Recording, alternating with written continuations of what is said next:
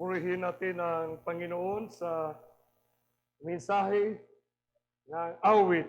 Isang awitin na alam ko sa bawat tahanan ngayon nanonood sa iba't ibang dako sa mundo na hinimok ng banal na Espiritu Santo na tayo'y na-move, nagalaw sa kapangyarihan ng awit. Ito na ang oras ng kaligtasan. Purihin natin ang banal na Espiritu sa pang-pitong gabi ng ating pag-aaral. Isang privilege, isang opportunity na ipinagkaloob ng langit sa bawat isa sa atin. Sa naka-publish na pamagat ng ating pag-aaral, ito ay pinamagatang lumilipad sa kalagitnaan. Mapipicture nyo agad, kapatid, pag sinabing flying in the midst. Sa gitna talaga siya. Kung nasa gitna siya, ibig sabihin, madali mong makita. Sentro siya. Sentro. Palagi na nating narinig sa ating buhay yung tinatawag na flying in the midst. No?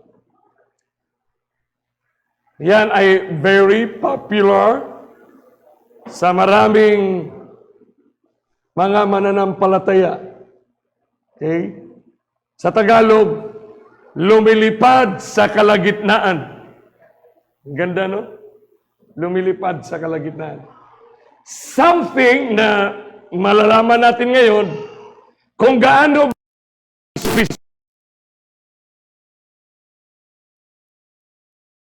Kristo na sinabi niya at ipinakita niya kay John the Revelator.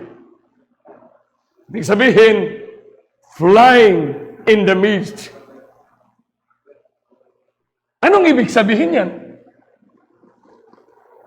So, titingnan natin ngayong, kapatid, kagabi, naplasta na natin sa ating mga isip na si Kristo at ang langit may huling prescription.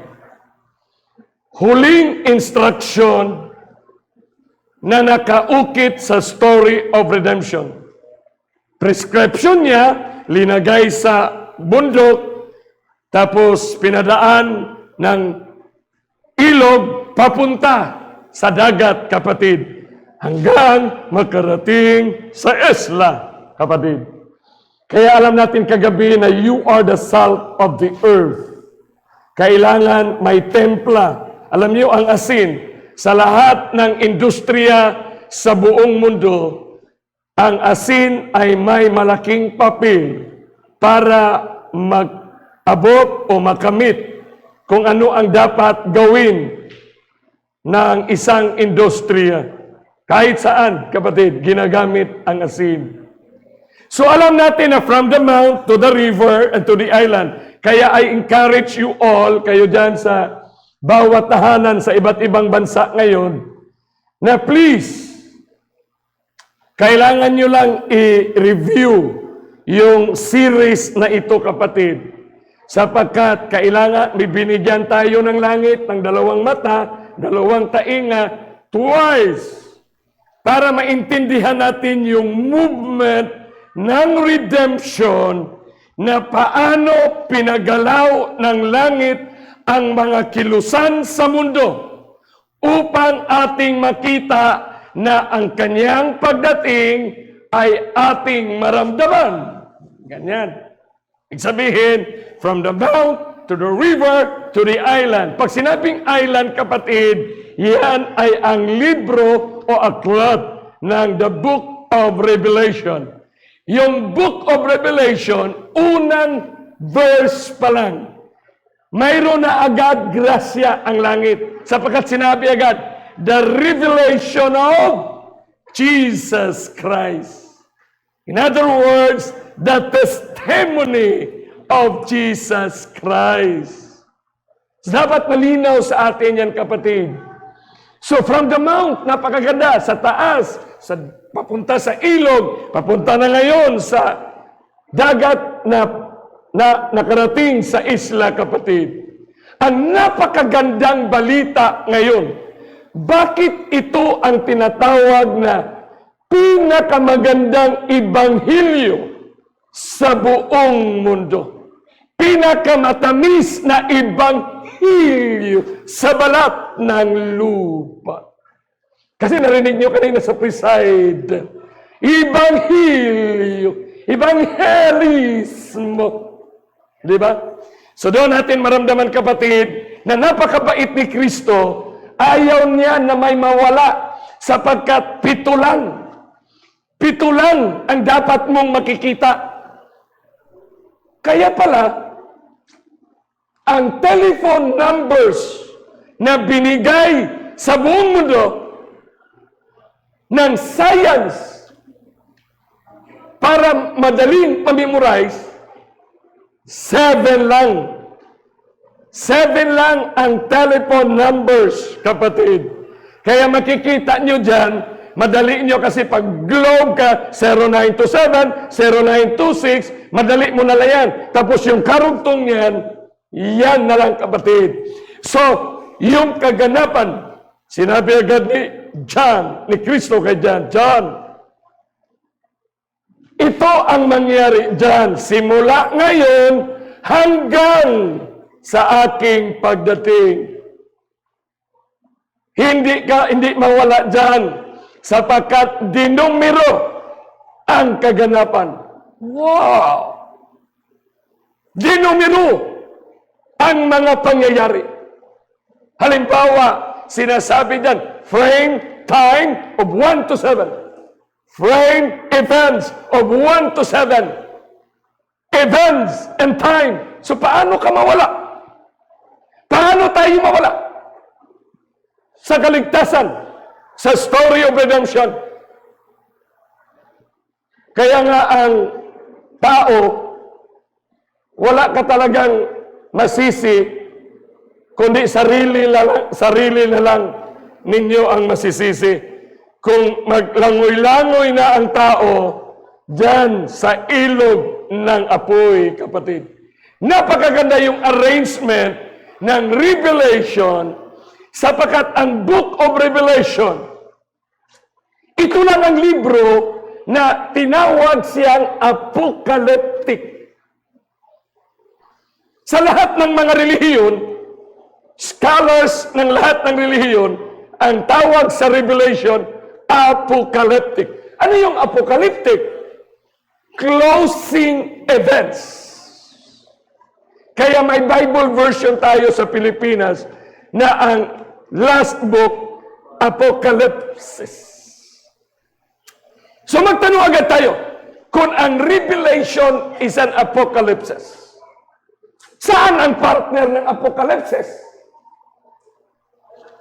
Sa Mount of Olives at saka sa River of Olay and Hidekilag. Bakit?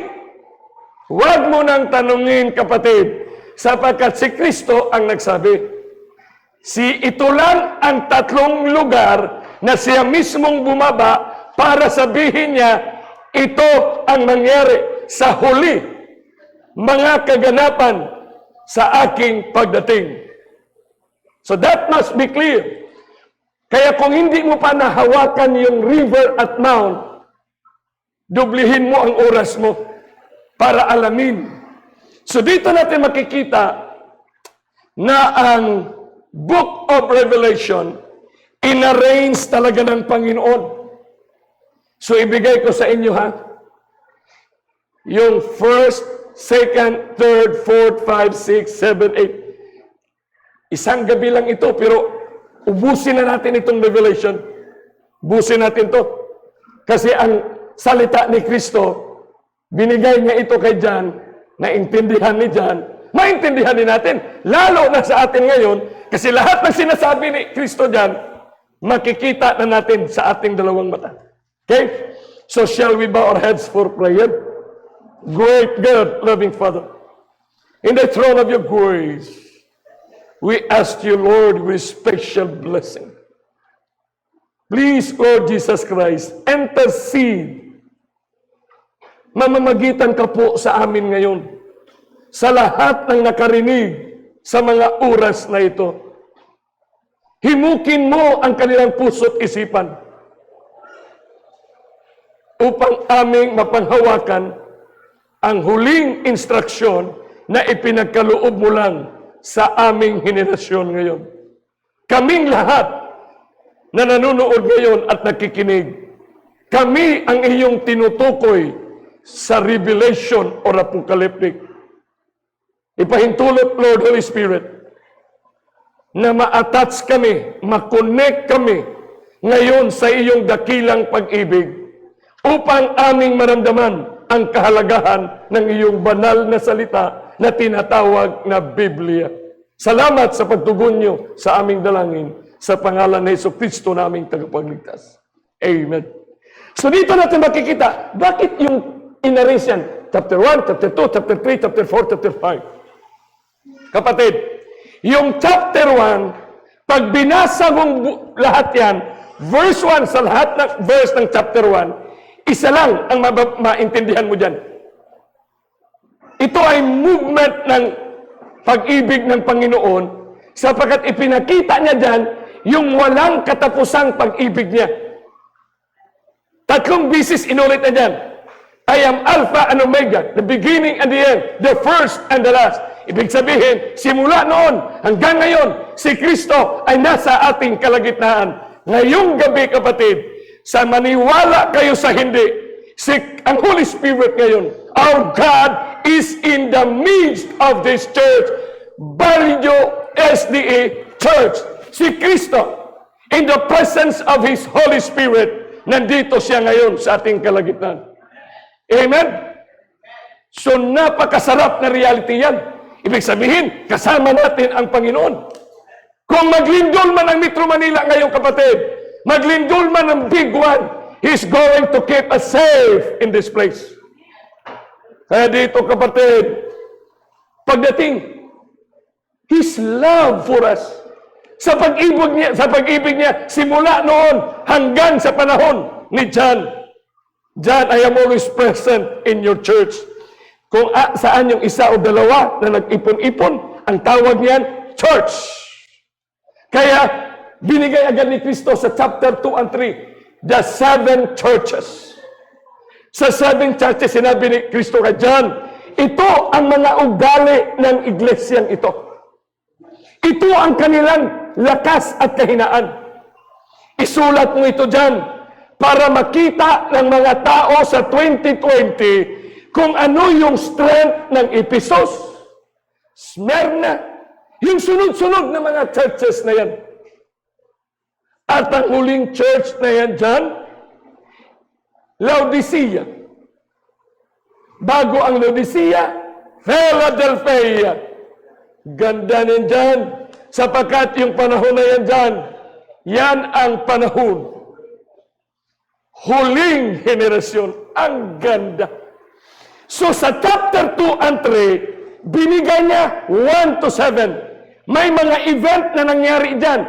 From 1st AD to 100 AD. 100 AD to 313 AD. Hanggang dumating sa ating henerasyon. Ang galing ng Panginoon. Movement of the people in the church. Yung pangpito dyan, nagmamayabang. Sabi niya, I am rich and in need of nothing. Sabi ng Panginoon, ano? Ikaw, rich and in need of nothing? May ebidensya ba? Maraming ebidensya ang ating henerasyon. Napaka-advanced ng learning process nila. Maliban sa dissertation, thesis, may dissertations na. Maliban sa dissertations, may sub-specialization. Yung Doctor of Medicine, naging Doctor of Pediatrics sa mga bata. Yung Doctor of Pediatrics, may Doctors of Neuropediatrics. Pataas ng pataas. Lahat ng impormasyon, nasa kamay na. Lahat ng mga teachings, nasa kamay na. Rich and in need of nothing. Sabi ng Panginoon kay Jan, yung iglesia na yan? Poor, rich. Ano pa sinabi niya? Blind and naked. Grabe. Pag sinabing bulag, wala ka ibang pupuntahan, mahulog ka sa bangin. Kaya sabi agad ng Panginoon, ito ang solusyon. Huling verses ng chapter 3. Solusyon. Ito dyan. Buy me of pure gold, of white raiment and an eye salve. Buy of me. Ha? Saan tayo pupunta? Of me. Kay Kristo lang, kapatid. Kaya nga, pagdating sa chapter 4, binigay agad ni Kristo ang buong chapter. Pag binasa mo yan, walang ibang theme, subject na tinutukoy dyan. Throne of God's grace. Trono na puno ng grasya. Chapter 4. Pagdating sa chapter 5, there was a man sitting on the throne with a book in his right hand, sealed with 7 seals. Ganda. Kita mo yung movement? Galing sa Mount of Olive, kintubig, kaya prayer ni Pastor Lise kagabi, hindi mapigilan yan. Yung tubig, talagang from the mountain, pupunta. Kahit anong hadlang mo yan, pupunta talaga yan doon sa dagat. Ibig sabihin, throne of His grace, chapter 5, Christ sitting on the throne with a book in His right hand, sealed with 7 seals. Tapos ang 7 churches, 7 seals. Anong ibig sabihin ng 7 selyo, kapatid? Ito ay tumutukoy, dinescribe ni Kristo yung kilusan, galaw ng buong iglesia sa kapagrelasyon niya sa politika ng mundo. Paano na-compromise ang purity ng church? Paano na-compromise yung teachings ng langit? So dito natin nakikita yan, kapatid, sa 7 seals. Yung first seal at saka first church, yung event nila, isa lang. Yung time frame nila, isa lang. So movement siya para ihatid tayo sa kwento ni Kristo na binigay kay John sa isla para sa atin ngayong gabi. Ibig sabihin, hinatid talaga tayo ng kaganapan ng mundo na sinulat na ni Kristo. Napakabait ng langit, kapatid. Pagdating sa chapter 6, binuksan ang silyo. Sa pang-anim na silyo, nakita ni John, pinakita ni Kristo doon. Yung tinatawag, sinong nagbukas ng silyo? The Lamb. Yung karnero ang nagbukas. Nang binuksan ng karnero ang pang-anim na silyo, nakita ni John, there was a big earthquake, and sinabi doon, for the wrath of the Lamb is come. Anong panahon yung the wrath of the Lamb is come? Anong taon yun? Of course, alam natin, nagsimula sa 1755. 6 months bago pumutok ang Taal Volcano ng 1754, kapatid. The following year, pumutok, naglindol ang Lisbon earthquake sa 1755. Simula noon, nagtanong agad si John. Nang nakita niya, sinabi ni Kristo, ito na ang simulain, John. Yung wrath of the Lamb. Ito na ang omens, yung mga masasamang mangyayari sa mundo. Ibig sabihin, sinabi pala ni Kristo na magkaroon ng mga masasamang pangyayari ang mundo. Kaya dito, kapatid, nagtanong si John sa chapter 6, sino kayang makabukas, sino kayang makatayo niyan? Kung yun ang mangyari sa planet Earth, sino kayang makatayo na shape ng earthquake? Sa earthquake, kapatid, literally, pag maglindol, walang magaling na tao na makatayo. In an intensity 7, intensity 6, intensity 7, no human power can withstand in an earthquake. Para kang lasing. You cannot control yourself, my friend. Who shall be able to stand kung mangyari yun? Kung yun na, babalutin ang mundo. Sinagot lang siya ni Kristo ng chapter 7. So kita mo yung takbo ng chapter. Pagdating sa chapter 7, bago pinatunog yung 7 trumpet, o 7 seal, bago binuksan ang 7th silyo, nagsabi ang Panginoon, diyan, ang makatayo talaga diyan. Sinabi diyan, ang makatayo lang diyan. Sila lang na sumusunod sa karnero.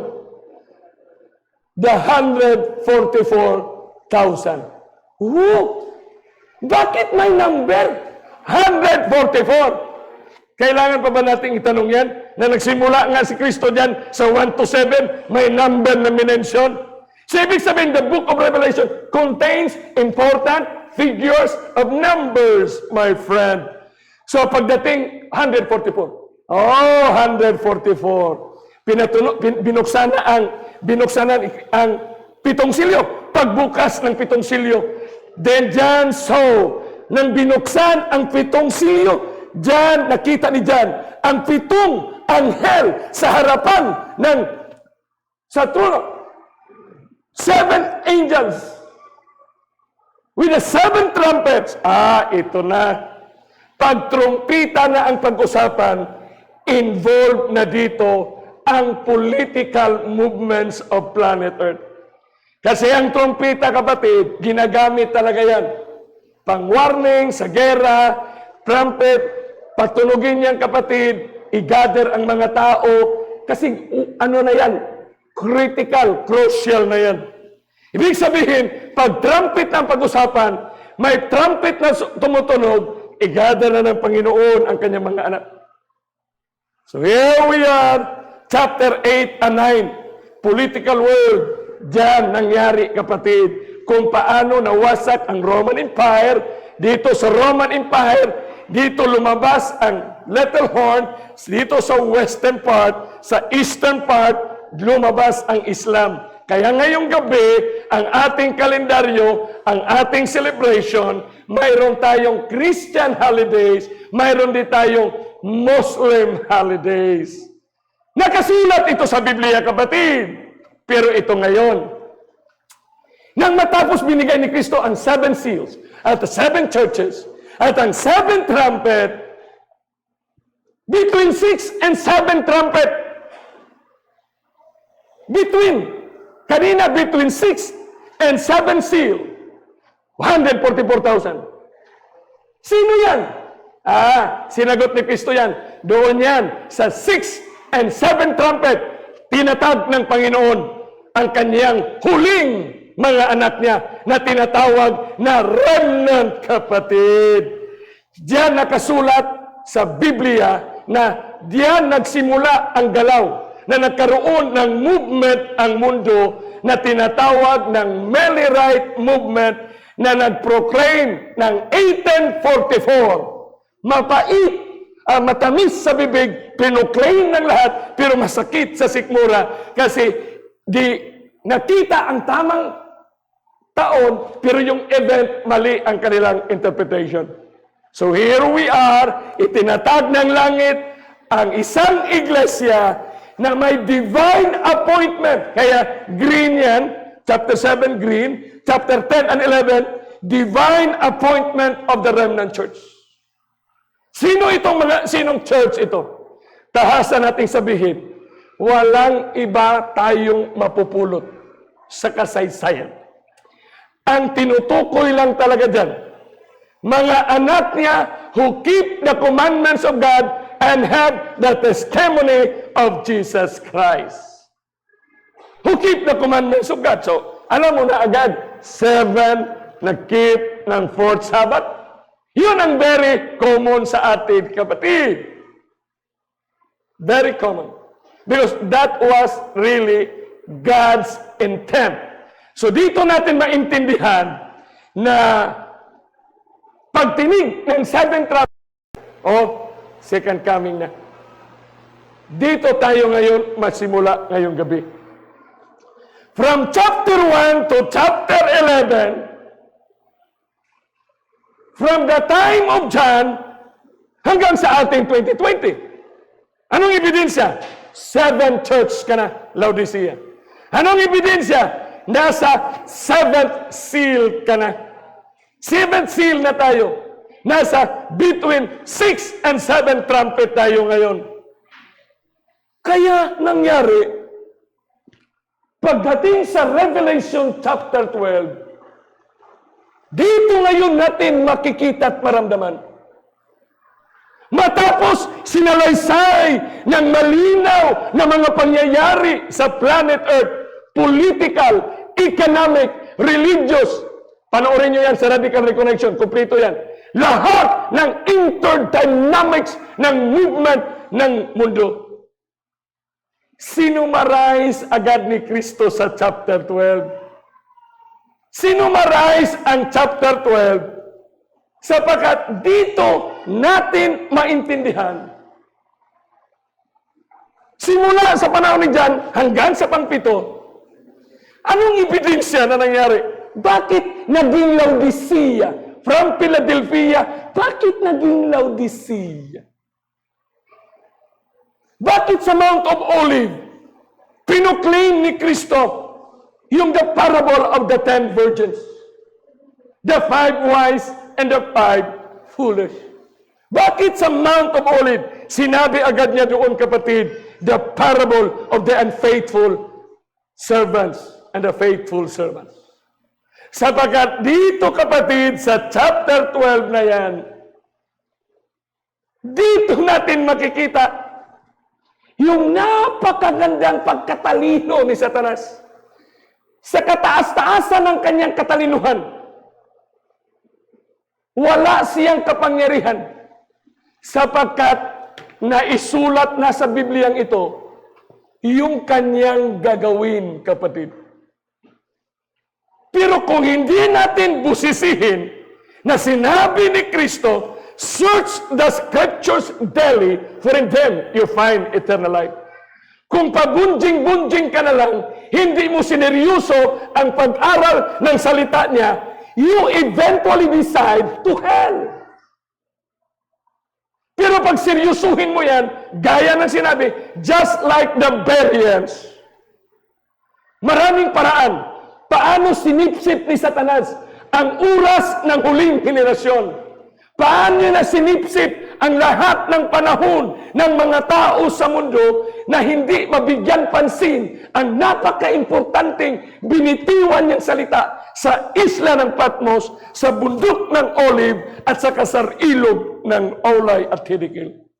Siya mismo, tandaan niyo, kapatid, kayo nasa iba't ibang bansa ngayon, sa New York, sa Canada, sa Australia, na nanonood niyo sa Israel, sa Marianas Islands. Purihin natin ang Panginoon na nagsishare kayo, kaya marami na, thousands na ang nanonood sa atin dito. We have to recognize right now na ang blessing na ginawa ninyo, kayo dyan na naka-online sa Facebook Live, sa pagsishare nyo, hindi natin maisip kung gaano na kadami ang nanonood ngayon. Because kung ito ay work ng Panginoon, kung ito ay movement ng Panginoon, walang makapigil, kapatid, sa proklamasyon. Amen? Kayo dyan sa Facebook, mag-amen din kayo dyan. Di ba? Amen. Praise God. Dito sa amin dito ngayon, di lang namin ipakita sa inyo kung gaano kami kadami dito. Kasi, alam nyo, kayo dyan, alam ko, pamilya-pamilya silang nanood. TV ang pinanood nila. Sa London nga, malaking TV, tinawag niyang kapitbahay niya. Tinawag niya, kapatid. So dito ngayon tayo, isipin mo, chapter 12. Pagka chapter 13, grabe, hinimok niya ang makapangyarihang institusyon para yung chapter 10 and 11 ng mga church na yan, yung church na yan, hindi nila maisabuhay yung huling panawagan na gagampanan ng chapter 14 na yan. Grabe. Sinisikap niya. Yung dalawang makapangyarihan na yan, na institusyon. Kaya ngayong gabi, busisihin daw natin yung sinabi ni Kristo. Gaano ba ka-importante ito na galing na siya sa langit, bumalik sa mundo para puntahan si John at sabihan si John the Revelator, John, isulat mo ito dyan para mabasa ng mga taga-Imus District. Totoo kaya yan, Pastor, na sinabi ni Kristo kay John para malaman ng taga-Imus District? Kailangan ba natin itanong yan? Tayo ay mahal ng Panginoon. Buong mundo kapatid. Sipin mo, mga anghel nga kasama natin ngayon. Yung katabi natin dyan, kapatid, mga anghel yan. Sinabi nito, woe to the inhabitants of the earth. Isang verse lang, pero kumpleto na. Pero nagsimula yan sa verse 1, chapter 12, verse 1. Diretso tayo sa chapter 12. Puntahan nyo lang ang radical reconnection. Woe to the inhabitants of the earth and of the sea, for the devil is come down to you, having great wrath. Malaking galit niya, because he knew it that he had but a short time. Pag sinabing short time, kapatid, ano yung maintindihan yung short time? Sa basketball, last 2 minutes, short time na yan, kapatid. Di ba? Yan ang short time. Last 2 minutes. Pag short time na, you have to do the best. Kaya si Satanas, alam niya na closing work na ito ng story of redemption. Alam niya. Million times binasa niya ang Biblia. Itong iba naman nating mga kapatid nag-iisip, si Satanas takot yan sa Bible. Bakit? Kasi ilagay mo yung Bible sa bintana para kung may mga engkanto, mga aswang, hindi sila makapasok sa bahay. Iuto-uto lang tayo ni Satanas. Magpakunwari kung ay siya natatakot. Takot ba? Na binabasa niya yan? Takot lang si Satanas, kapatid, sa isang tao na may buhay na relasyon sa Panginoon. Hindi siya makalapit, kapatid, Hindi siya makalapit sa tao. Maano siya, kapatid? Maatras siya, mainitan siya sa kapangyarihan ng isang buhay na relasyon. Kaya dito, closing work niya, I have to do the best that I can. So, siyempre sa Satanas, nagre-review yan ng kanyang ginagawa. Ang tao ba, pag gumawa siya ng gusto niyang gawin, di ba nagre-review? Nagre-review yan para sigurado siya. So, nireview niya yan, ang kanyang mga ginawa. Kaya, sinulat din ni Kristo kung paano siya mag-review. Dito, sa verse 13. Tingnan natin, Tingnan nyo. Ang nakakamangha ngayon, tandaan nyo ngayon, gumamit si Kristo ng adjective or itong dragon. Paano natin tawagan ito? Unwing the dragon. Now, the subject is the dragon. The description is a dragon. Sa chapter 12, nagamit siya ng description kay Satanas. Pag ginamit niya ang description, tingnan natin kung paano ito nangyari. At tingnan natin. And when the dragon saw that he was cast unto the earth, anong ginawa niya sa galit niya? He persecuted the woman which brought forth the man-child. Ibig sabihin, sumari na ito kung ano nang ginawa niya doon kasi sinulat na ni Kristo ito, chapter 12. Tandaan niyo, kapatid, From chapter 12 to chapter 22. Espesyal na ito na chapter. Kasi from chapter 13, 14, 15, 16, 17, 18, tayo na ito, para na ito sa buhay na tao ngayon.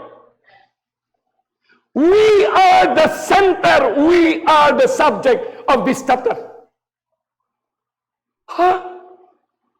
Ibig sabihin, ganun kabuhay ang Biblia. O tingnan natin. Dragon. Pag sinabing dragon, saan nagsimula yung kanyang ginagawa? Doon siya sa physical brutalities, 1,260 years. Sinulog niya, pinutulan niyang paa, kung ano-anong brutalities ang ginagawa niya. Pinatay niya ang mga anak ng Diyos. Lahat ng tatayo ay kanyang patayin. Kasi yun ang ginawa niya. Pero pinapatay ba niya ang lahat? Hindi, kapatid. Sapagkat preserve ng Panginoon ang kanyang remnant sa panahon na yan.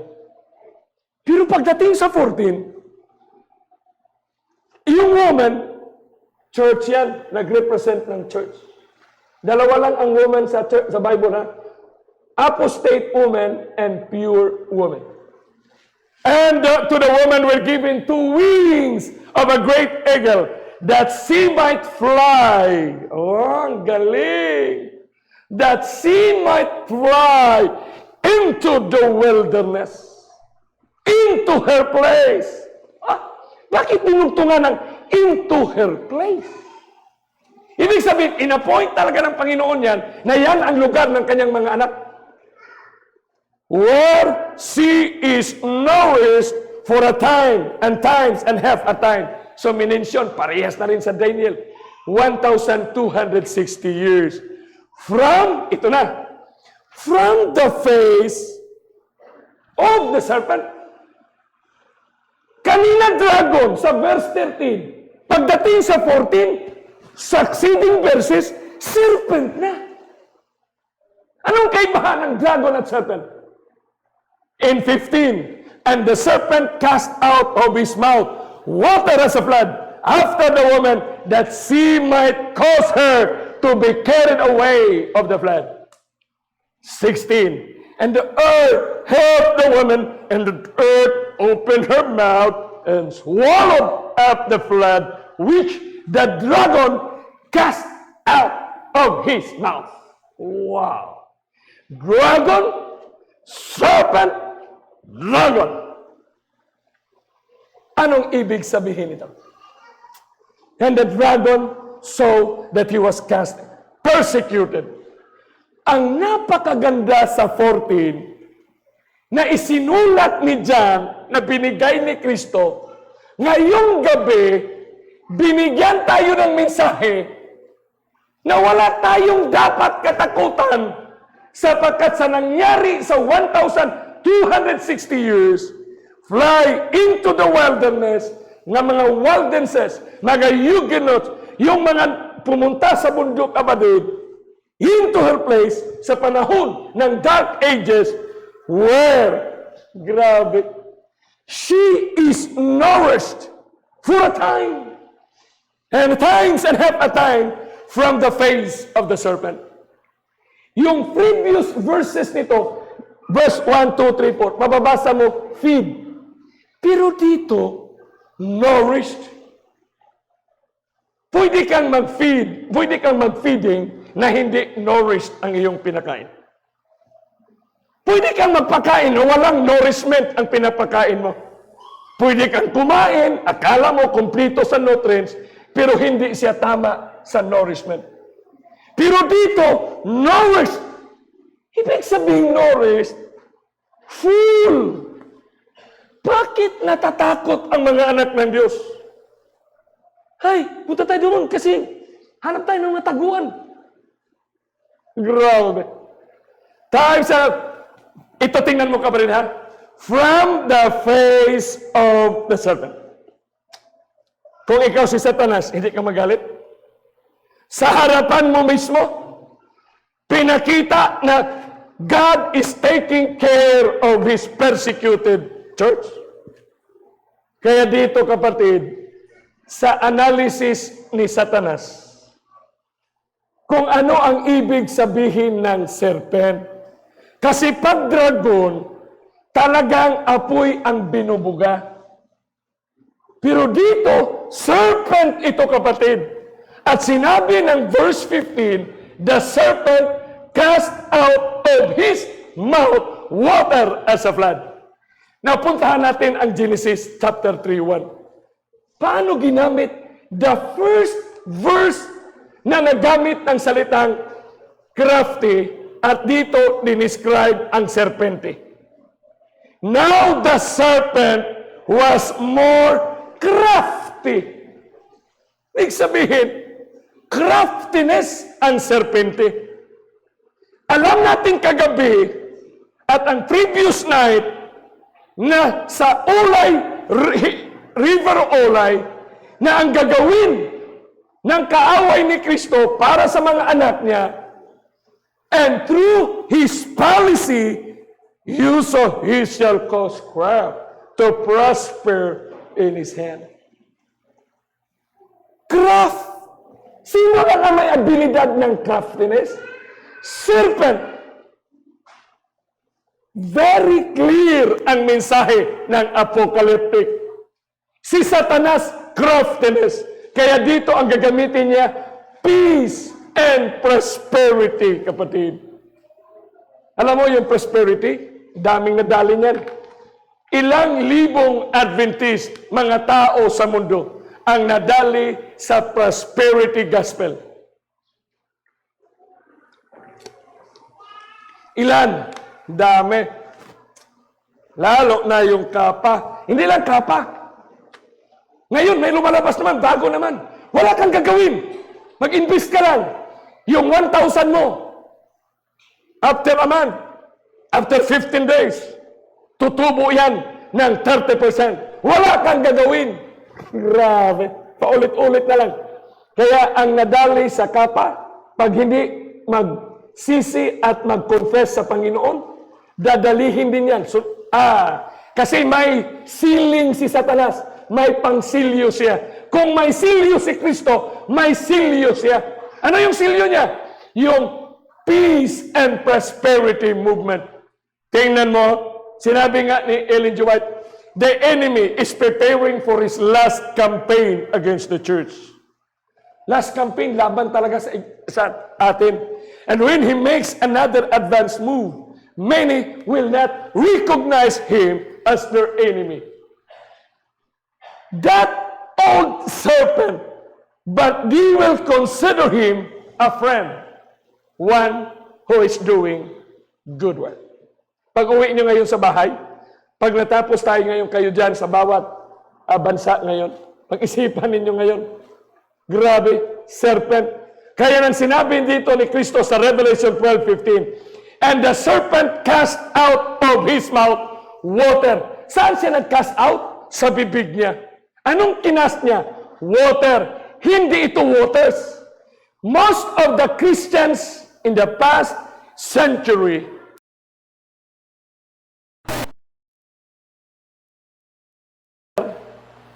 ay teachings. But the rest of the Christians, halos lahat ng denominasyon sa mundo, ang interpretation nila dito sa water, people. Paano maging people yan na singular ito? Water. Ang Revelation 8:17, waters. May S, waters. So pag dito sinabi, and the serpent cast out, ano yung mouth functions? Bakit sa bibig? Kasi ang mouth, kapatid, nag-represent siya na alam natin sa story of redemption, binigay ang Biblia para i-communicate. Anong i-communicate natin? Yung eternal life. Life that will begin in 1,000 years in heaven. Yun ang narrative. Sino ang mag-function? Mouth. Kaya ang ating bibig, speak. Ang function natin bibig, speak, talk, advocate, proclaim.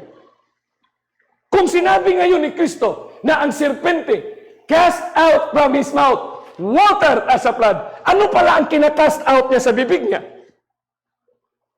Anong advocacy niya? Ano ang proclamation niya? Kung ang Biblia is the word of life, ano ngayon, paano gagamitin ni Satanas ang Biblia din na gawin niyang word of life para sa kanya. Kung hindi natin basahin, kapatid, madali tayo. Kasi ang gagawin niya, religious din.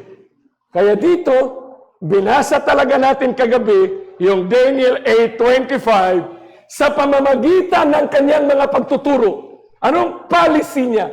Ano yung policy na itinuro niya na naalalaman natin nung nakaraang gabi na ang lahat ng gobyerno sa mundo ngayon, yan ang sinisigaw na programa.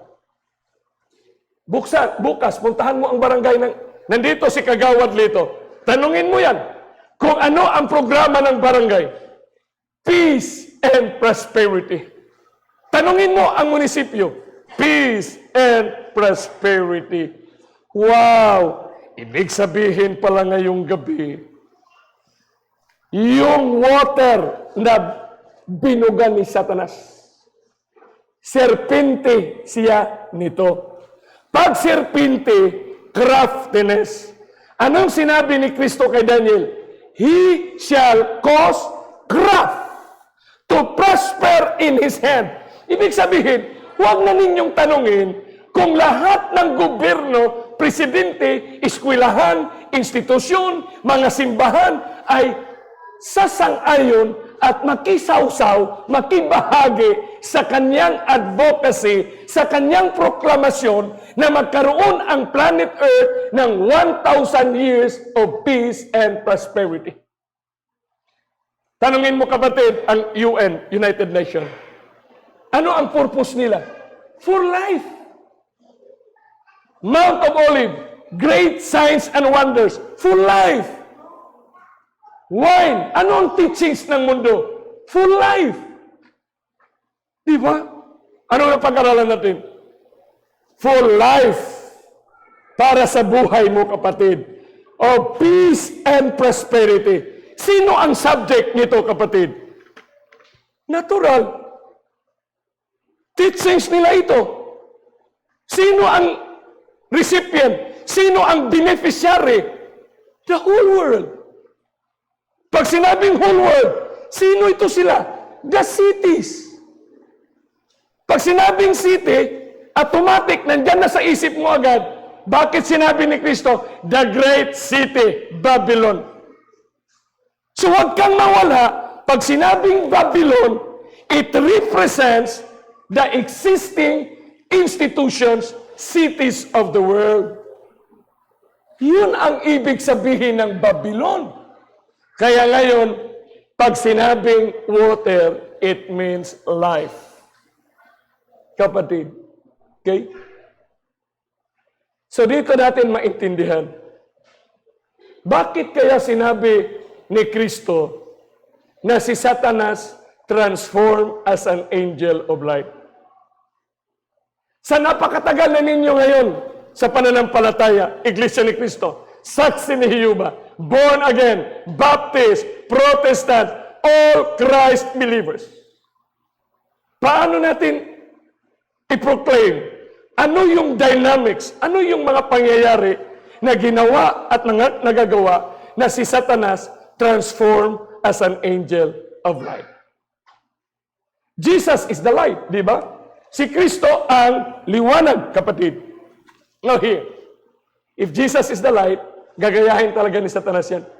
Sino nagsabi? Si Isaiah, di ba? I will ascend my throne above the stars of God. I will be like the Most High. So, muni-munihin natin ngayon. Paano kaya ginawa niya ito at ako'y madadali na ngayon? Kasi hindi ko pala alam ang aking ginagawa pala ngayon. It appears to be religious. It appears to be spiritual. Yun pala, kasangkapan na pala ako ni Satanas ngayon. Bakit? Anong ebidensya? Siyempre, ang galaw ni Satanas, angel of light. Kung angel of light, puro masama bang gagawin niya? Para ba sa ikamatay mo? Pag light ang gagawin niya, ang kanyang programa ba ay drug addiction? Ang programa ba niya ay patayan? Hindi, kapatid. Kaya nga, ano yung advocacy? And the serpent cast out from his mouth water. Ibig sabihin ng water, save humanity make human, be human, save humanity. Ano ang kanilang promotion? Promote and protect human life at every stage of its development. Sino ang simbahan sa mundo na nagtuturo ng protect human life?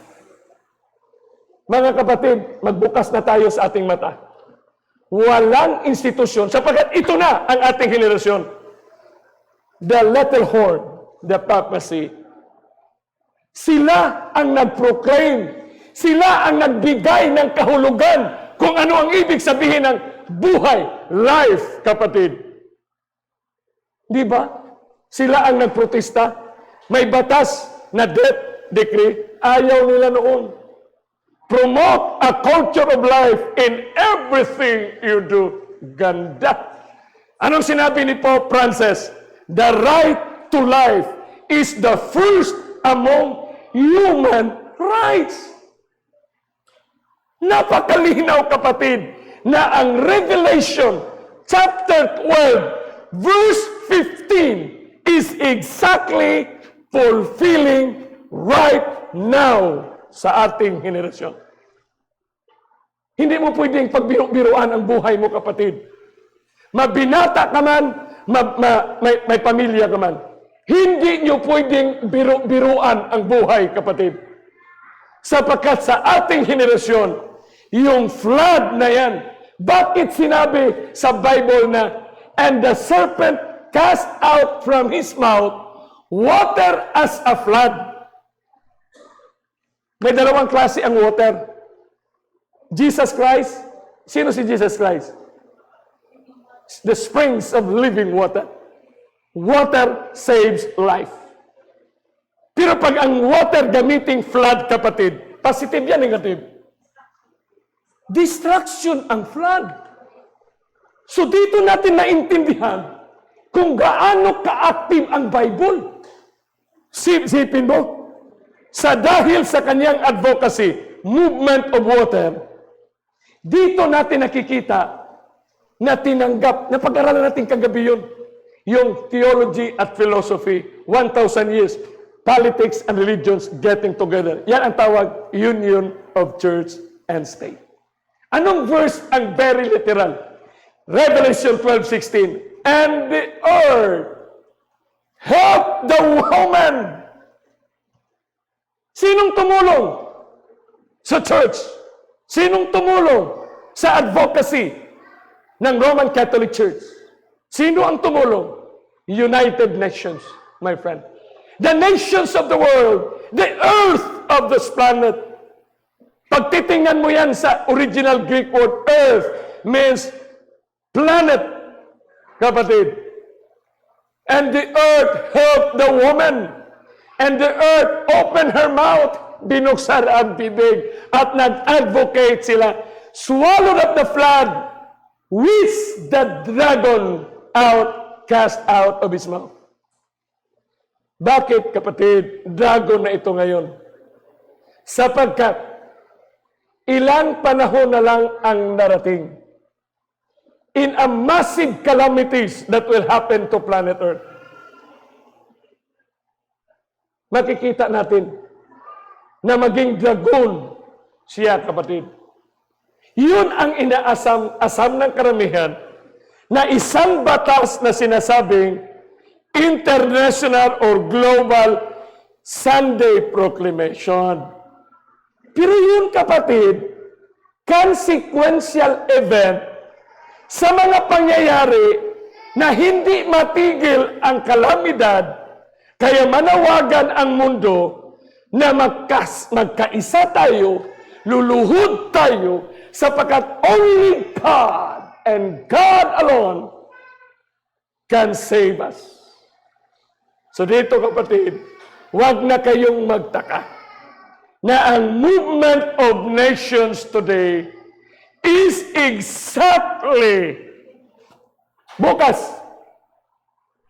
Ang mamayang gabi, sa internet, buksan nyo.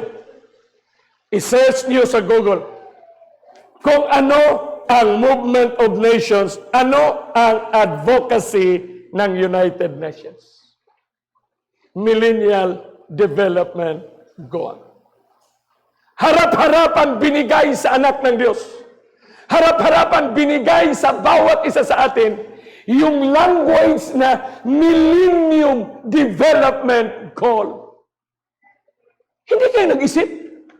Paano ang tao magawa ng goal na ang ating lifespan, buti kung makarating tayo ng 100 years? Paano ka magplano ng 1,000 years para i-anticipate mo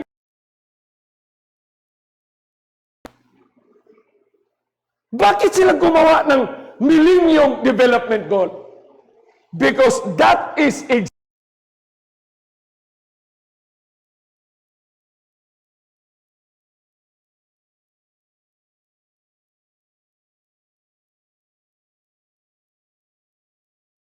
ng libre lahat ng mundo. And the earth opened her mouth. Anong inopen nila? Lahat ng advocacy.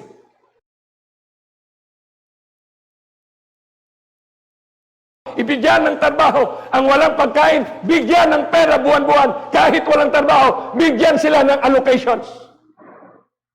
How long will it last? Isipin nyo kapatid, ngayon 17 na ang global goal for sustainable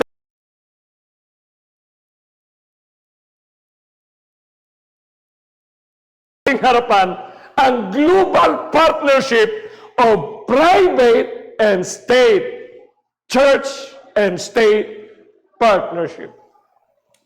Pag sinabing private, it represents private institutions. Part of it is the church. Kaya ngayong gabi, kung ito na ang ating nakikita, hindi lang nakikita, ito tayo na-engage. Paano tayo na-engage? Sa eskwelahan nyo. Anong minimumorize na mga bata? Global citizenship. Ang tawag sa computer, netizens. Sa inyong mga trabaho, sa companies na pinapasukan nyo, ano ang kanilang motto? Ano ang kanilang objectives? Think global, act local. Ano ang programa ng barangay, ng city hall, ng national government, at ng lahat ng bansa sa mundo? It simply tells us what is written in the Word. Naplastar na lahat ito, kapatid. Kaya, ang chapter 13 na sinundan ng chapter 12, United States of America and the papacy. Two powerful institutions na napag-aralan na natin, kapatid. Pero bibigyan ko lang kayo ng sample. Hindi na natin pwedeng ipagkait na ang pinakamakapangyarihang church sa mundo is the Roman Catholic Church. Recognized na yan ng lahat ng presidente ng buong mundo. Recognized na rin ito ng lahat ng Protestant denominations. Pangalawa, sa Revelation 13, ang pinakapangyarihang bansa sa mundo. Sino?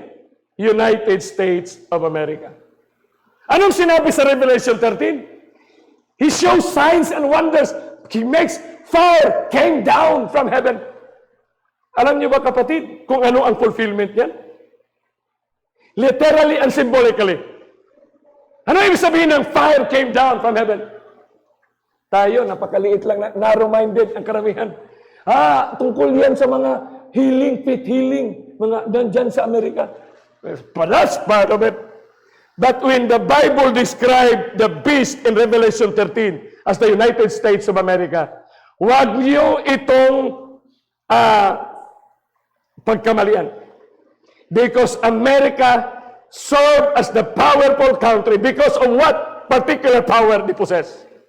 Ang power ng Amerika, kapatid, kahit ilang barkong digira ang gagawin ng China. Walang bearing yan, brother.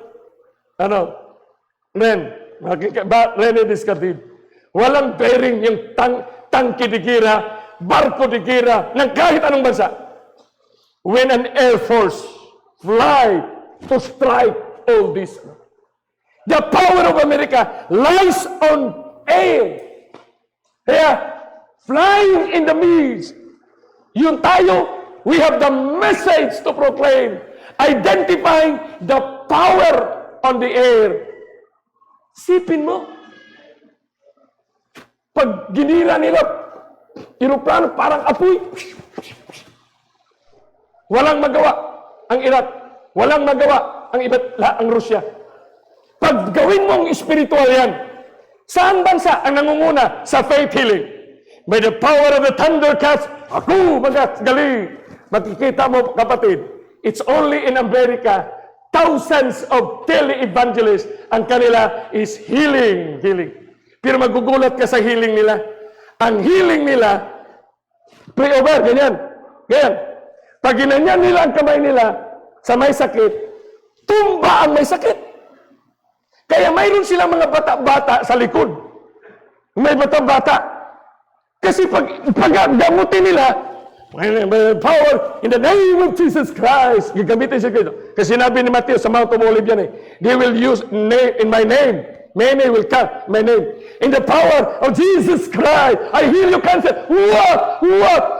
Tapos ito yung masakitan na tumba.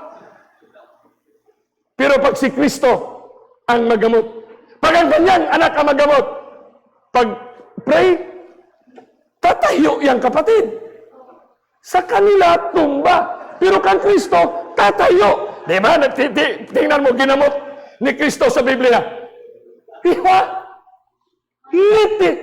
Napakagandang katotohanan ito, kapatid. So dito, kapatid, kaya nga, itong ginawa nila na Babel, constructions for life. Bakit ginawa ang Tower of Babel? For life. Kaya sabi nito, Revelation, ito na ang Revelation 14. Itong sinasabi nating three angels message. Basahin natin yan, kapatid, verse 1, verse 2, verse 3. 144,000. Pero may sinabi dyan ang Panginoon sa, sa Revelation 14. Yung Revelation 14 na yan, 144, sila ang hindi nadungisan ng mga babae. Bakit not defiled with women, kapatid? Not defiled with women dyan sa verse 4, kasi ang movement ngayong taon, ecumenical. Pag sinabing ecumenical, mga plural na yan. First time sa prophecy na nagamit ng women. Isang indicators na tayo na ito. Kasi sa ating henerasyon lang, tayo ngayon ba? Puntahan mo bukas ang lahat ng relihiyon. Di ba kasama sila sa ecumenical? Ang ganda. Grabe. Huwag kayong mag-alala dyan, Kayo dito na ako'y pinapawisan. Kasi pag pinapawisan, ibig sabihin, yan ay movement, kapatid. May pawis talaga. Pinapawisan si John. Pinapawisan din ang mga apostolisa. Siyempre pag gumalaw ka para mag-proclaim. Pero dito sa verse 6, alas 8, anong oras na dyan? Dito na tayo, Kasi tayo na ang pinag-usapan dito. Hindi na ito nag-uusap tungkol sa ibang tao. Kayo dyan sa loob ng iglesyang ito, baka hindi nyo alam na ikaw ang pinag-usapan ngayon sa Biblia. Anong sinabi sa verse 6? Nakita ni John, I saw another angel fly in the midst of heaven, having the everlasting gospel. Everlasting gospel? Walang katapusang ibanghilyo. Walang katapusang balita. Paano yun? To preach unto them that dwell on the earth, and to every nation, and kindred, and tongue, and people. Grabe, kinumplito na. Nation, kindred, tongue, and people.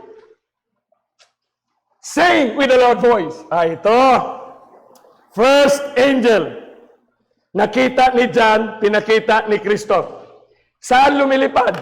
In the midst of heaven. Bakit sa midst of heaven?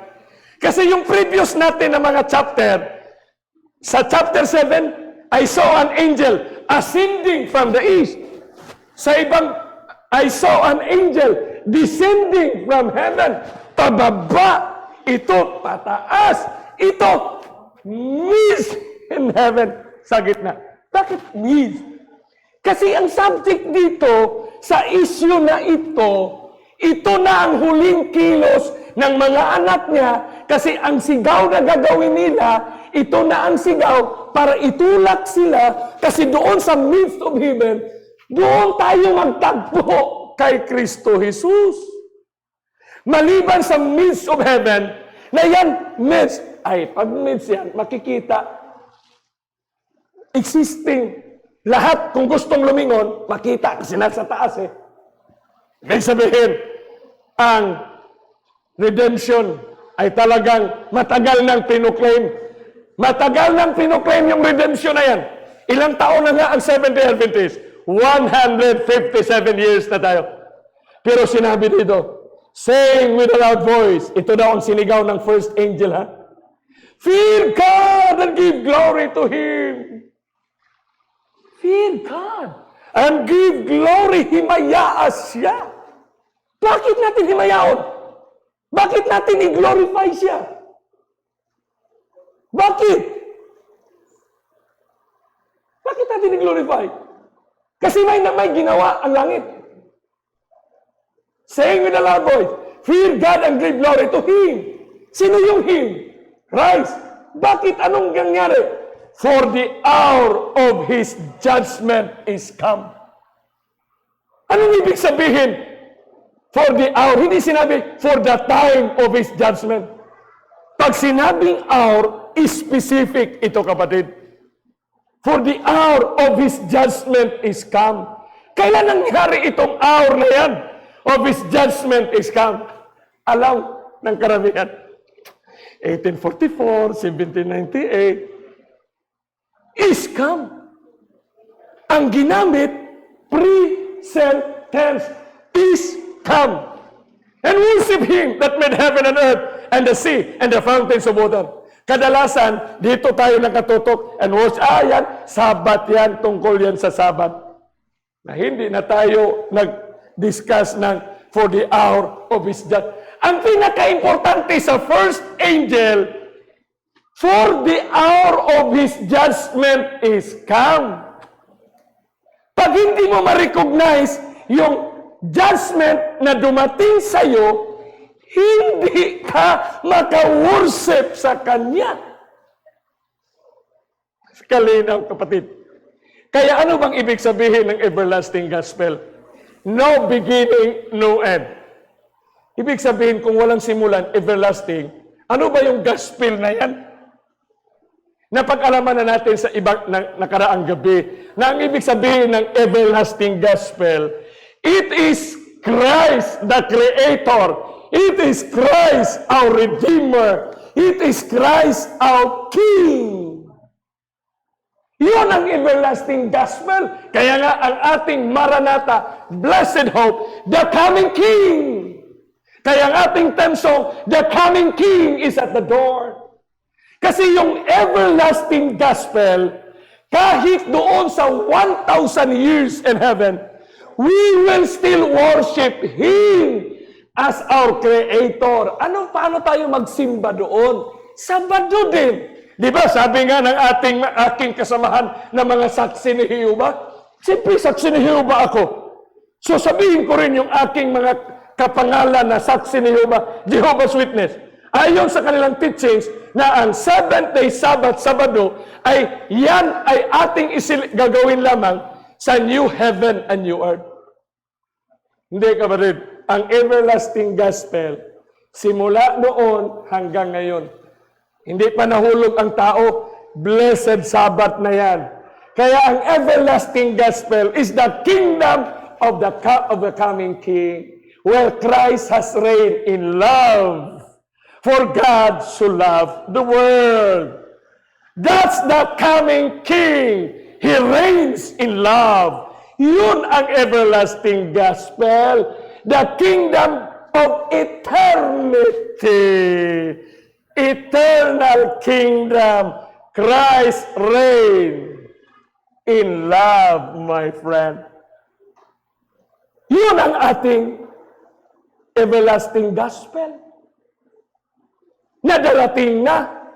Kaya kailangan natin tanggapin yung pagdating ng judgment, for the hour of His judgment is come. Saan yan tumutukoy? Sino ang pinag-usapan yan? Ikaw at ako.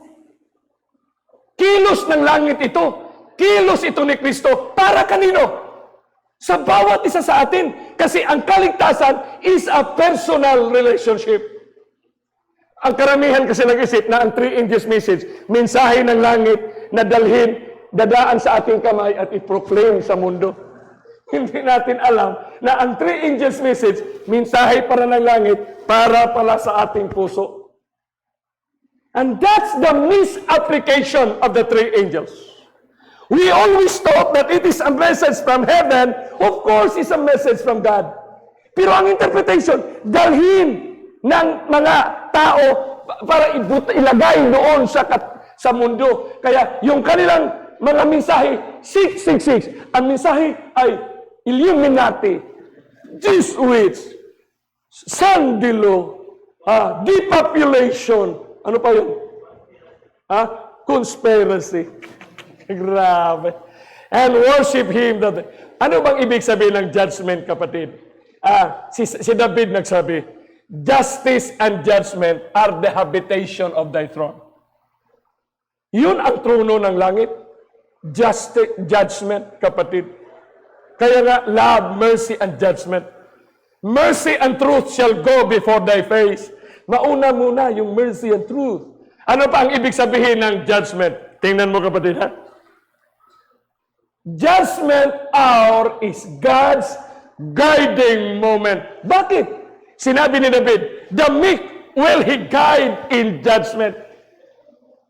Sino ang i-guide ng judgment? Yung mga meek. Ano yung meek sa Tagalog? Mapagkumbaba. Ano pa? Ha? Sino makauna? Bigyan ko ka ng ano. The meek will He guide in judgment.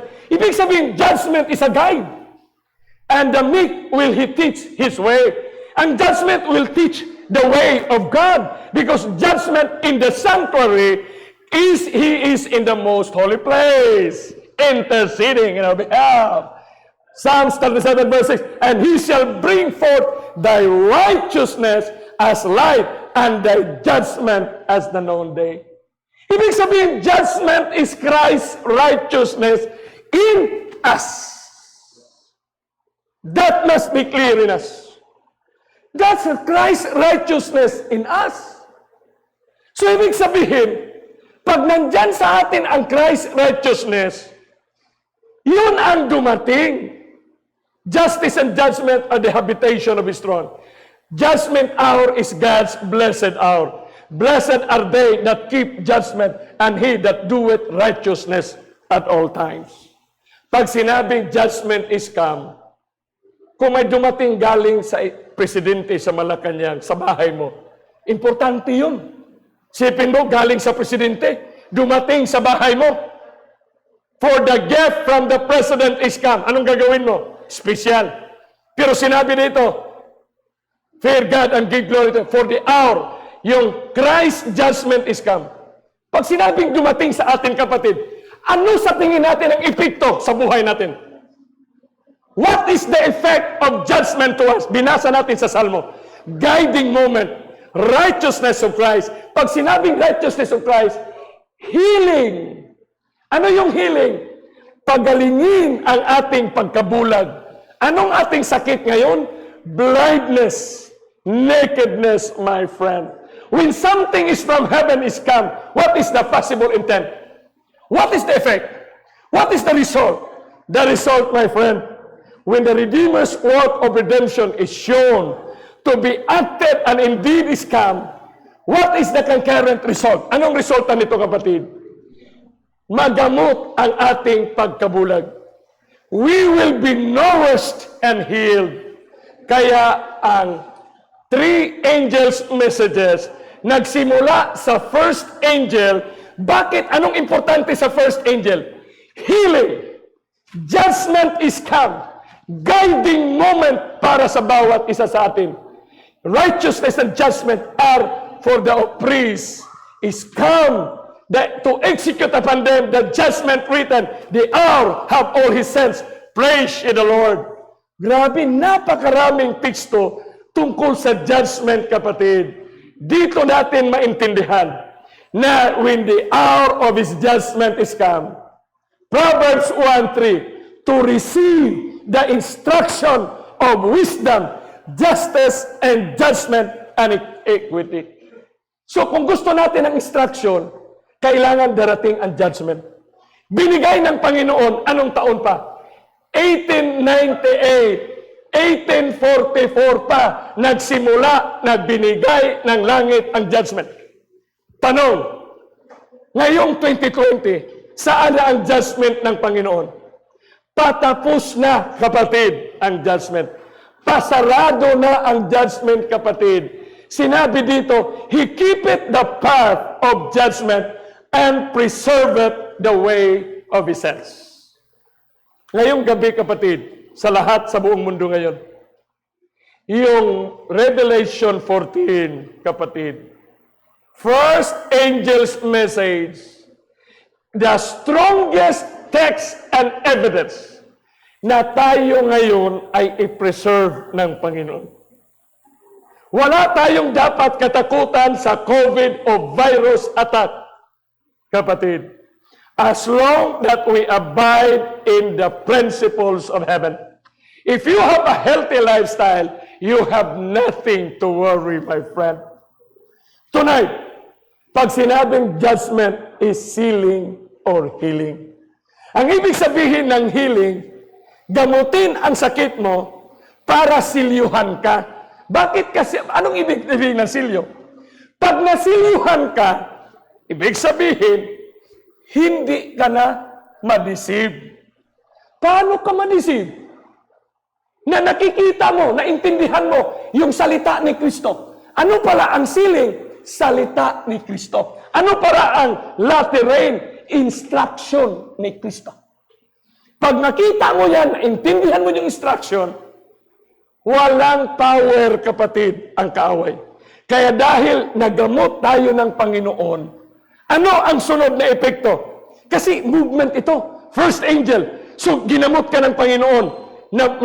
Ang bulag mo ay nakakita ka. Anong sunod na resulta?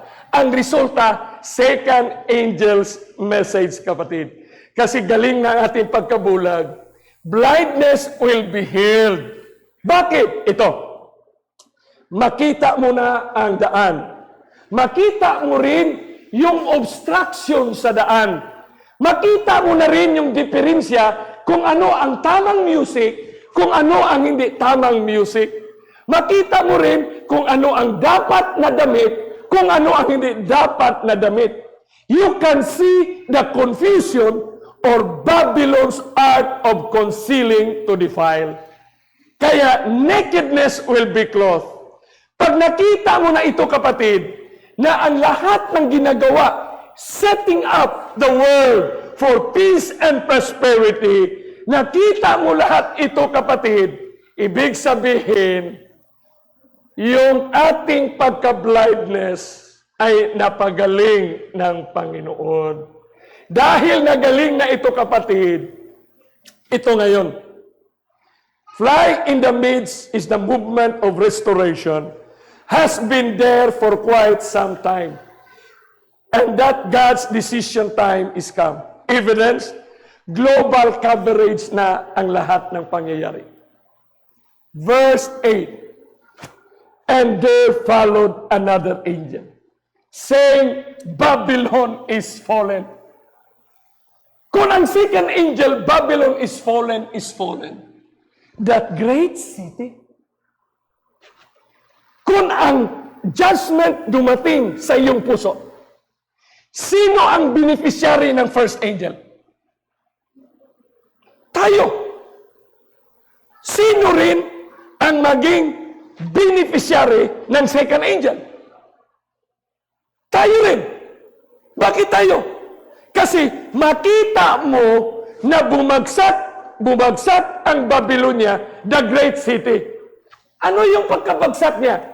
Because she made all nations drink. Active ito na aksyon. Nakita mo na pinainom niya ang lahat ng bansa. Ngayong gabi, kagabi, hindi niyo ba nakita sa ating pag-aaral kung paano pinainom ang lahat ng bansa sa kanilang teachings, life, common good, advocacy? So dahil nakikita mo, libreng edukasyon, libre lahat, libreng libreng kapital, halos na lahat libre. Dahil nakita mo na ito ang galaw ng kaaway, ikaw mismo ang nakakita kung paano ininom ng iba't ibang bansa. All nations drink. Pag ganyan ang nangyari, kapatid, siyempre, nakita mo, ikaw ang nakareceive ng judgment, ikaw ang nakareceive ng healing, ikaw ang nakareceive ng siling. Normal sa iyo, kapatid. Kaya purihin natin, kasi sinabi ng Panginoon, give glory to Him. Bakit mo i-glorify ang Panginoon? Sa pagdating ng kanyang judgment. Kasi ikaw, hindi ka na ma-deceive, kapatid. Hindi ka na ma-defile. Hindi ka na makisawsaw sa programa ng 1,000 years of peace and prosperity. Maghanda ka na sa pagsalubong sa Panginoon. Amen? Kaya yun ang second angel. Dahil nakita mo na kung paano ipainom, kaya ang third angel's message, kapatid, lahat ng bansa nakainom na dyan, to whom it first be seen, kailangan makita ito, tayo ang mga recipient, the Babylon the Great or nation with a worldly system ay ating nakikita. So dito natin maintindihan na the fall of Babylon, yung image niya, yung facades niya, dahil sa sinasabi ng Revelation 12, cast out from his mouth water, advocacy of life. So ikaw ngayon, madali ka. Instead na maghahanda ka, marami pa akong oportunidad. Siyempre, magkaroon ako ng maraming pera, prosperity. Pag nagkaroon na ako, pag magdubli na itong pera ko ngayon, kasi dahil sa kapa, dahil sa get quick rich, dahil maraming ginto, dahil marami ngayon, nag-mature na ang pira ni Marcos, mayroon ng trillion. Kaya maraming Adventist mga elder sa Mindanao, sa Visayas, araw-araw, naglalakad sila, pinupuntahan kung nasaan na yung mga papel, kaya doon malapit na, ilista na ang mga tao, kasi ipamigay na ang pera, kasi nag-mature na daw doon sa World Bank. So dito, kapatid, yan ang ating nakikita, yung mga facades ba ng building na napakaganda. Napakaganda ng programa. But to be fair to the Bible, sinabi niya policy craft. Through his policy, Daniel 8:25, talagang tatanggapin ng sanlibutan. Sino bang tamang isip na tanggihan niya yun? Pag ikaw wala kang blueprint, wala kang story of redemption ng Biblia, I would like to tell you honestly, my friend, kung wala lang Bible, kapatid, wala lang story of redemption dito, there is only one best program, project of the world, the Roman Catholic Church. Pagkat sinulat na ng Panginoon, dahil ay nakita na natin ito, kapatid, na iniinom na ng mga bansa, ikaw ang nakakita, tayo ang nakakita. Paano tayo nakakita? Sinabi sa ating pag-aaral at nakita natin ngayon sa lahat ng project activities ng mundo ngayon. Babylon means compromise, integration, ecumenism is sin because she made all nations accept. Mga sirkumstansya, kapatid, na na-compromise natin ang salita ng Diyos. Ilang bisis sa atin, mga estudyante, dahil sa pag-aaral na violate natin ang araw ng kabanalan. We violate the sanctity of the Sabbath. It's time for us because heaven is more precious than the education. Sipin mo yan. No? Grabe na, kapatid, ang mundo. What are the evidences that she made all nations drink of the wine of the wrath of her fornication? Sobra na ang ebidensya. Lahat na, common good, kapatid. Lahat na nangyari sa ating mundo ngayon. Sa politika, sa relihiyon, yan, no? Conversation, spiritual formations, lahat yan.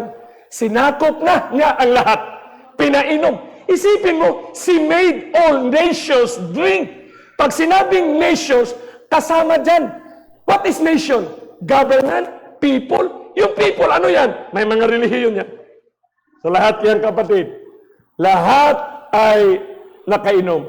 Paano mo ngayon isigaw ang third angel kung hindi mo nakikita ang danger? How can you proclaim a warning message?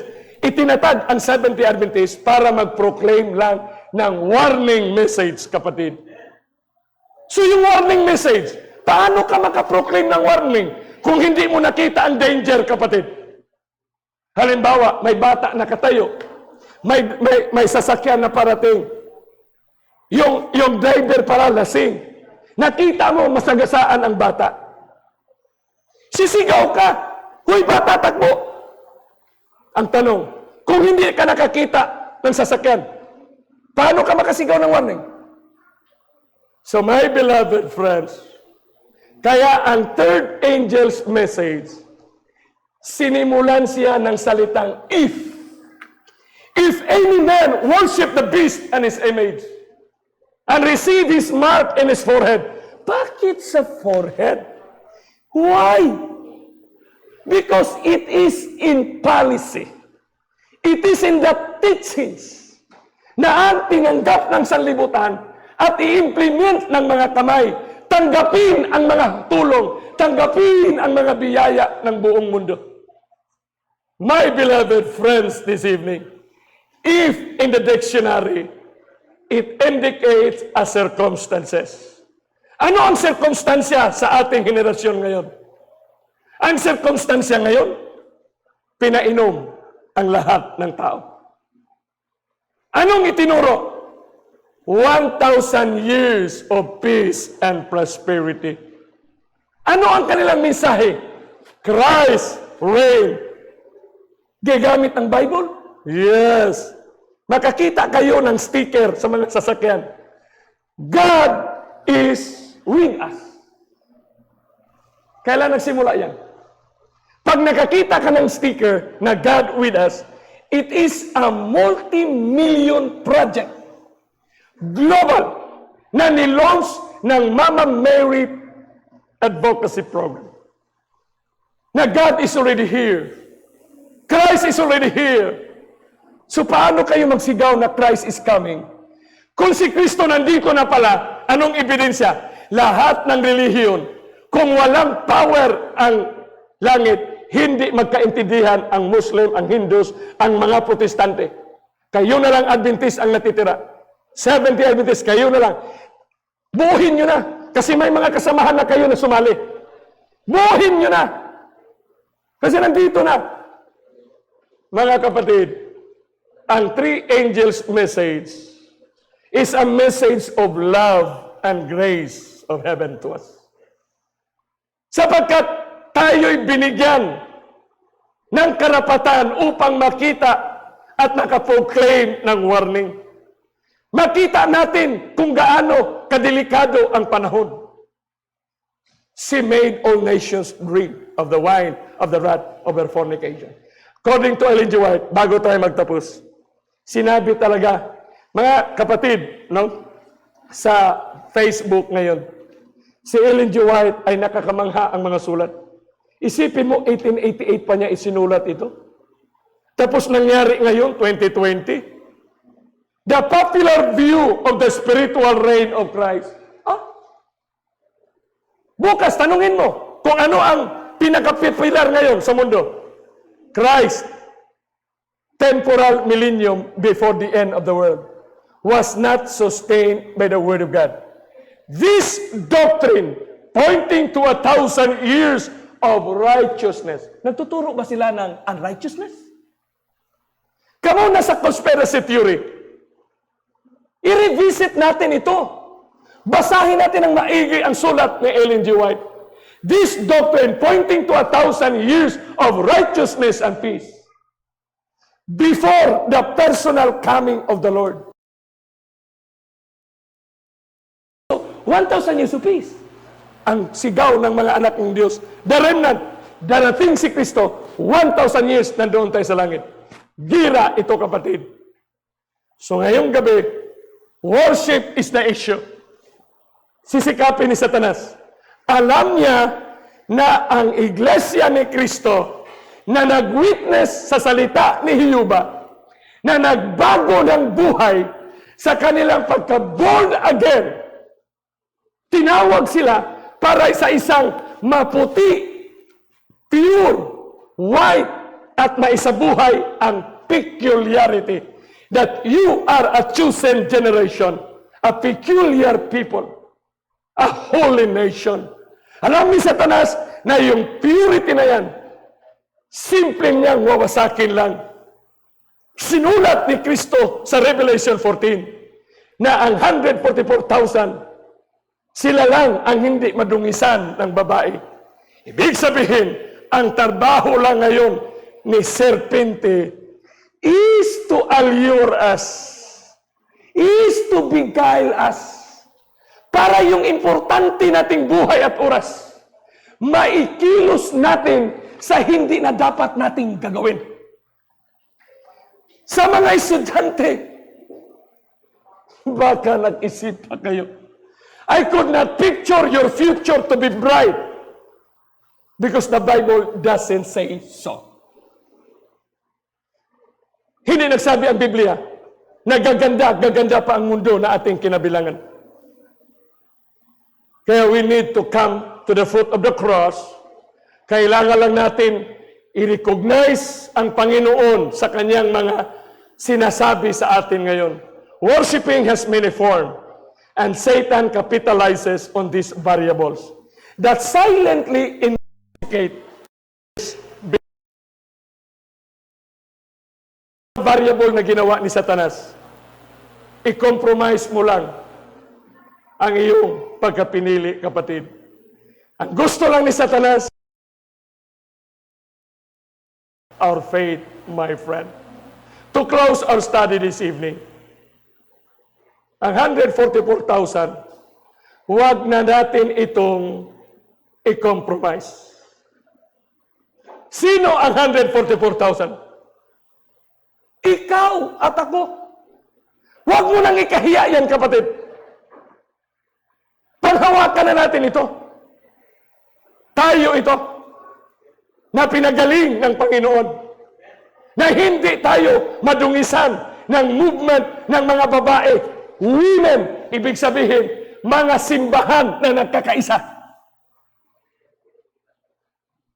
At sinabi dito, mouth was found no guile. Bibig na walang dungis sa kanilang mga bibig. Ano yun? Ibig sabihin, bakit ganun? Mouth, the serpent cast water. Tayo rin, pag nakisawsaw tayo sa kanila, parang ikaw ang mouthpiece ni Satanas. Pag nag-share ka ngayon sa Facebook na hindi totoo, naging instrumento ka ni Satanas. Mouth was found no guile. Kaya wag na kayong ma-involve yan. Pag mayroon kayong binibigay, pinoprodukto na wag niyo na yung purihin natin ang Panginoon sa gabing ito. Tayong lahat ngayon sa iba't ibang bansa sa mga oras na ito, ating ilagat, pasalamatan natin si Kristo at ang banal na Espiritu, the Holy Spirit, for empowering us to understand ang tunay na kahulugan ng three angels' message of heaven. Hindi we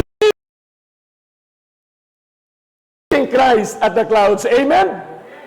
God bless us this evening.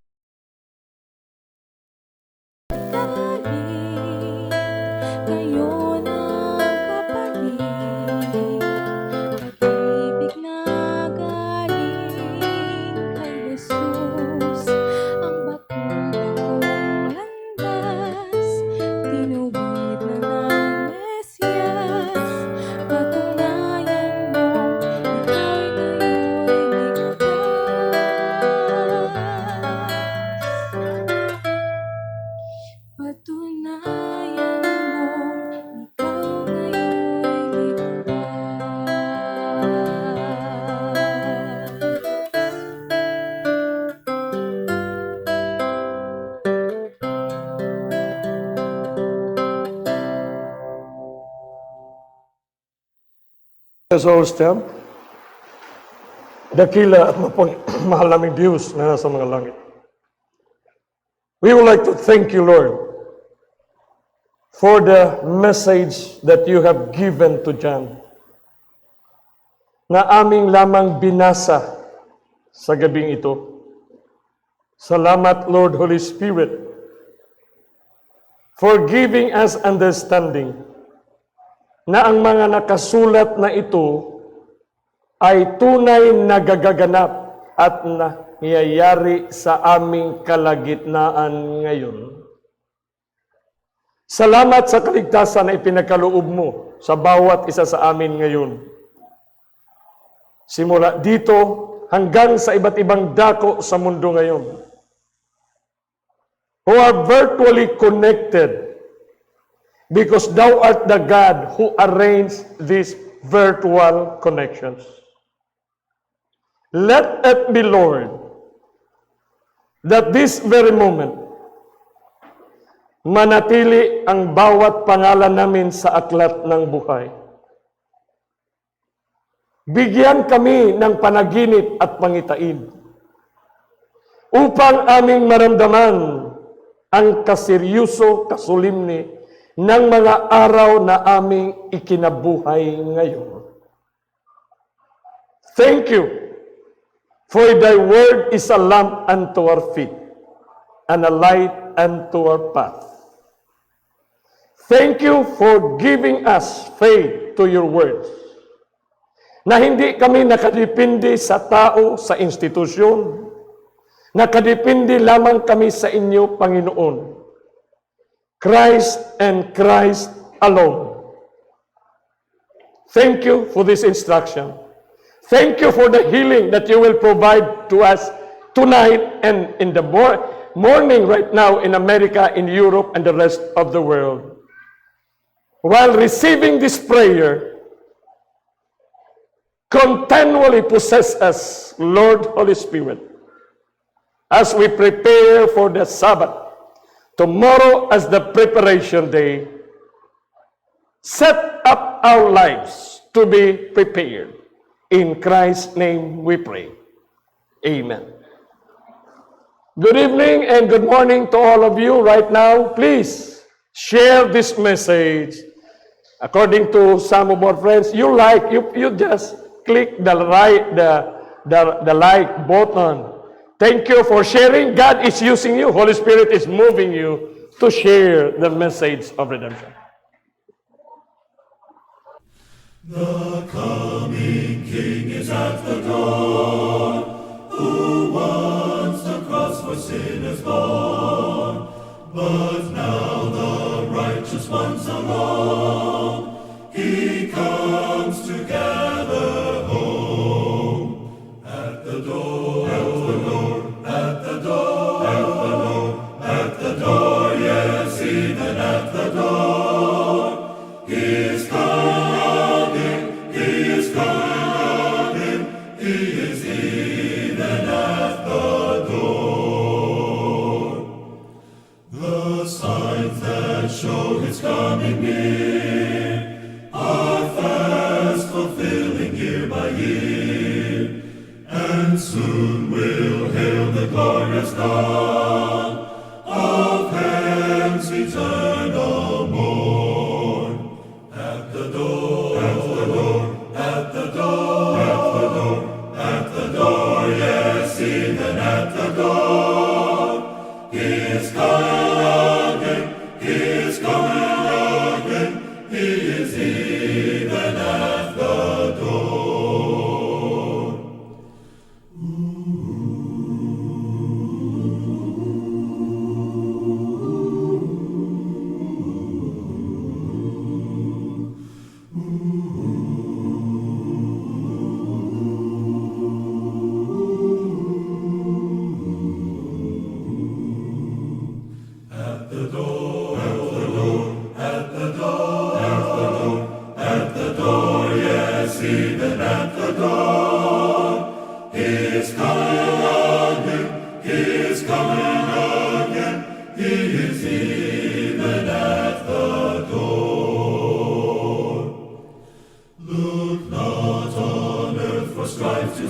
cease.